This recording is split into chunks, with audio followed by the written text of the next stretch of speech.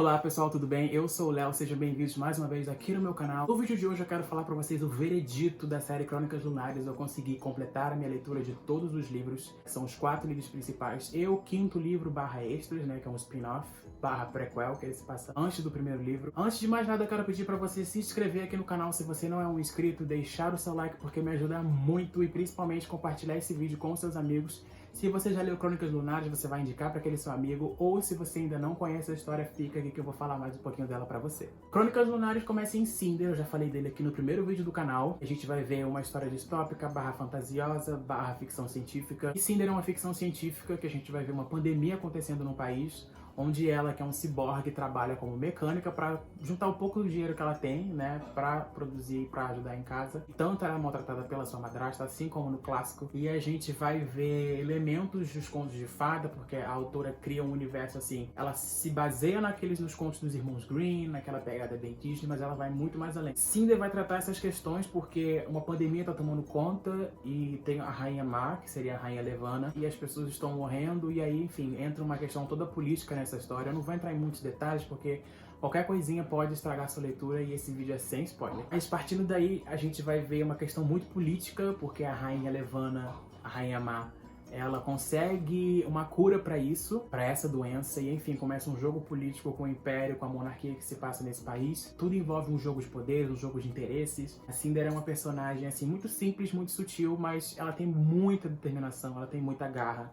E ela é principalmente muito corajosa. A gente consegue ver ela não sendo aquela menina frágil, aquela menina que espera tudo acontecer como a Cinderela, e ela quer, enfim, fazer acontecer, e ela consegue. E esse livro, assim, como apresentação do universo, ele é muito bom. Ele te introduz ali tudo o que tá acontecendo. Ele te situa os personagens ali aos poucos, em todo aquele universo, em toda aquela narrativa, em tudo que tá acontecendo, principalmente em segundo plano, né, que é o que vai reger essa história de Crônicas Lunares em si, além dos olhos da Cinder. Daí a gente parte pro segundo livro, que é Scarlet, que a gente vê a releitura da Chapeuzinho Vermelho, e eu acho que a Scarlet é uma das personagens que mais se destacam, que ela mais me chama atenção, porque ela quebra total esse estereótipo da menininha indefesa, porque ela vai atrás da sua avó que tá sendo sequestrada. A autora não deixa de lado essa questão, sabe, de pegar a sua obra original e com a sua releitura caminhar de um lado, mas assim, pegar outro caminho, uma outra vertente de uma forma muito criativa. E a Scarlet vai acabar chegando no caminho de um cara chamado Lobo. Ele é a única pista que vai levar ela pra sua avó, sobre o paradeiro dela. Daí a gente vai ver a história deles dois caminhando juntos em busca desse resultado final. E eu acho que a Scarlet, com seu ponto de vista no segundo livro, ela consegue colorir a história de um jeito bem diferente da Cinder.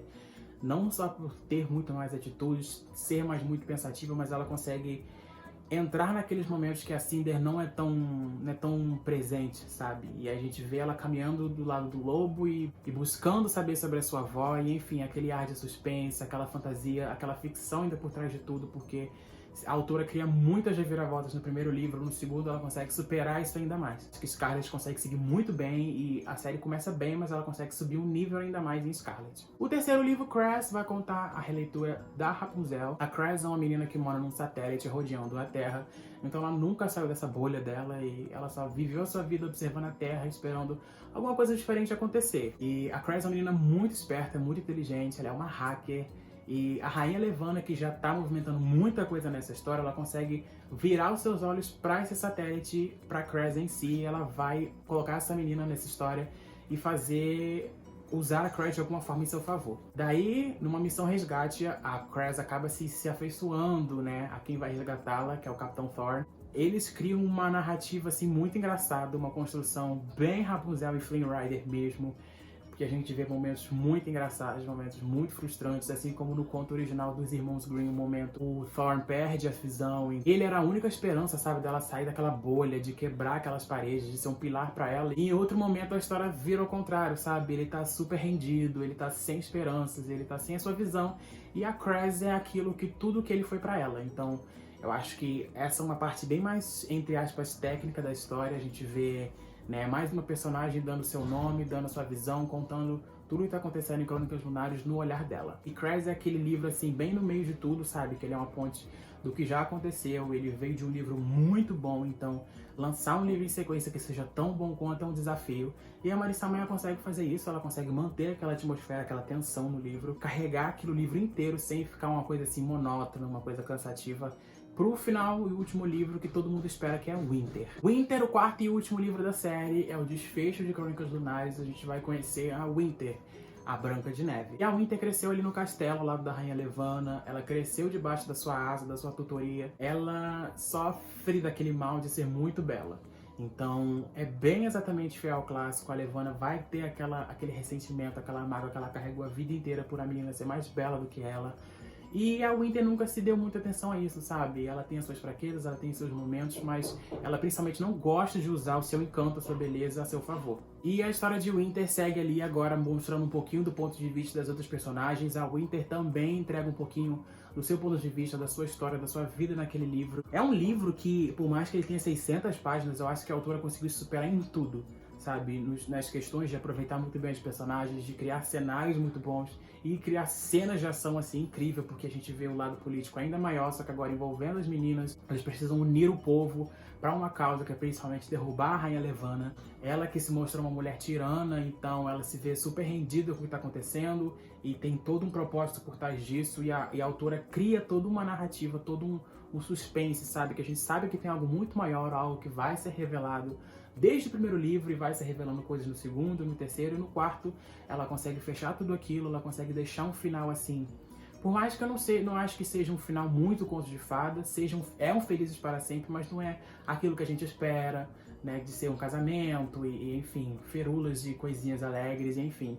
Tem sim a sua dor, tem sim seus momentos de perda, tem sim momentos assim super cruéis, inclusive. E eu acho que esse é o incrível da Marissa Meyer. Ela consegue pegar essas histórias, ela consegue reinventar essas histórias e adaptar de uma forma assim super diferente, porque a gente já viu ela sendo contada da mesma forma várias vezes, de um jeitinho sutil e fofinho várias vezes, e ela vai muito além disso. Eu acho que é isso o maior diferencial, o maior atrativo de Crônicas Lunares. E o quinto e último livro, que se passa antes de tudo, é o Levana. É um livro bem pequenininho, de 250 a 300 páginas. Vai contar a história da Rainha Levana antes dela assumir o trono, então a gente vê tudo muito antes de Cinder. Só que esse livro, eu não esperava que ele seria o que ele foi, porque ele vai te mostrar muita coisa, muitas origens de tantas coisas que vão ser desenvolvidas no meio da série. E, enfim, eu acho que quando você termina de ler o último livro, você vai direto pra ele te dá aquele momento, assim, de clareza, que você vai entender tudo, que sabe, nossa, isso aqui veio daqui e se conectou aqui, enfim. Não é que a história faltou algum propósito, faltou alguma desenvoltura, mas eu acho que Levana consegue dar aquele pontinho, consegue dar aquela conexão, aquele a mais, sabe? Que consegue somar ainda mais pra história. Não é mais aquela história que ela fez anos depois pra conseguir um dinheiro, não. Então, eu acho que esse é incrível, principalmente porque ela vai contar a história da Rainha Má, então a gente vai ver a personagem, e não é daquele jeito que, se você contar a história do vilão, vai dar razão pra ele porque ele vai estar certo. Não é mais um livro do estilo meia-culpa. A gente sabe que a Levana nunca prestou, ela nunca foi uma boa pessoa. Só que ela sempre foi assim, foi rodeada de pessoas piores do que ela, que tornaram ela ser aquilo que a gente viu na saga. E a Marissa Meyer me cativou total com essa história, tanto que eu já li todos os livros dela no Brasil. Sem Coração, que é a releitura da Rainha de Copas da Alice no País das Maravilhas. E o último livro da autora que lançou esse ano aqui no Brasil, que é o Renegados, é o primeiro livro de uma trilogia. Já tem vídeo aqui no canal, vou deixar aqui pra você assistir assim que acabar esse vídeo, hein? Bom, gente, é isso, é meu veredito sobre a série Crônicas Lunares, essa série, assim, que é uma das minhas favoritas, eu adorei demais ler esse livro. E, assim, o sentimento que eu tenho depois de ler esse livro é que eu perdi muito tempo pra ler essa história. Eu poderia ter lido essa história muito tempo atrás, que, enfim, seria incrível do mesmo jeito.